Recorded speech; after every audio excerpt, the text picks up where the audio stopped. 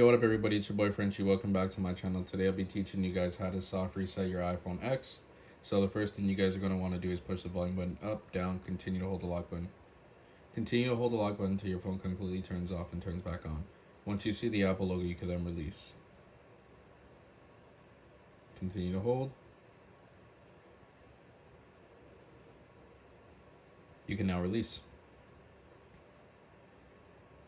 If you guys have any other questions or anything related to iPhone videos, I'll help you guys in the comments down below. Also subscribe to the channel and turn on post notifications.